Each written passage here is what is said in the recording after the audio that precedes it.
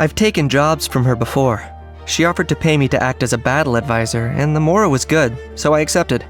After working with her a few times, though, I noticed she's not exactly a pushover. When I pressed her about it, she eventually admitted that battle advisor was just code for mentoring Kachina in wilderness survival. So a battle against nature then. I'd probably just call that life. Anyway, that business is concluded, and I now have 2 new acquaintances. I saw a job posting about her once. Some lowlifes from her tribe got jealous that she'd received an ancient name, and basically tried to order a hit on her Saurian companion. They paid the price. I made sure of that.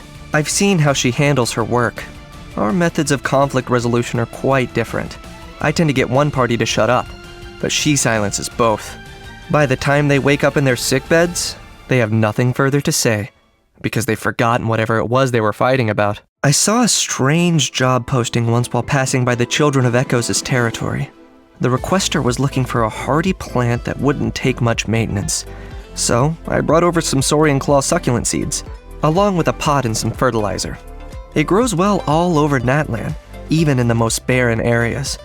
But when I went to collect my payment, I saw that not a single seedling had sprouted from the pot.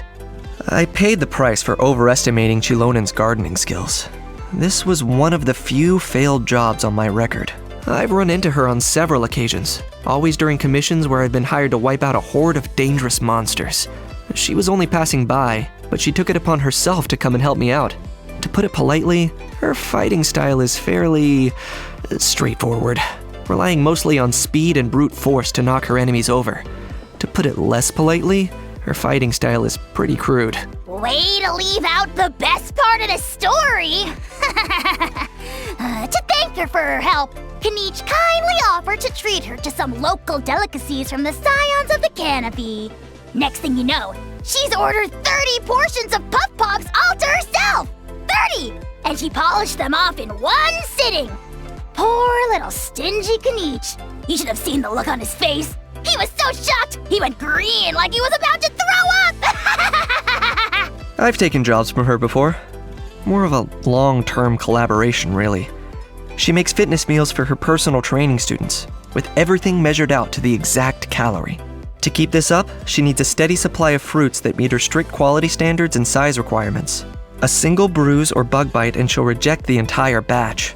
Most people find this impossible to work with, but I've got a good eye for these things, plus a reliable means of disposal for fruits that don't make the grade. Wait, what? Oh, that's what you make my juice from? As you can probably guess, I've taken jobs from her before. I helped her purchase a heavy stack of paper-based reading material from an Inazuman merchant. Not to pry into my client's private affairs, but don't the Masters of the Nightwind use woven fabric instead of paper? I've enlisted his services before. It was when Ajaw said he was ill. Whatever it was, he was ranting and crying incessantly. So, I figured it only made sense to take him to the best Soro vet I could find. And he really is a pro. Ajaw wasn't inside for long, but when Aoife brought him out, he was cured. What do you know about medicine? He's not even a real doctor! He's a quack! A charlatan! You weren't even there! You don't know what he said! Ugh! For most of my life, I've been getting others to pay a price. Then, the Pyro Archon used the Ode of Resurrection to bring me back from the Night Kingdom. And suddenly, I was the one paying the price. Only then did I finally understand it from both sides. To the stronger party, the price is a bargaining chip. And to the weaker party, it's a sign of what's at stake.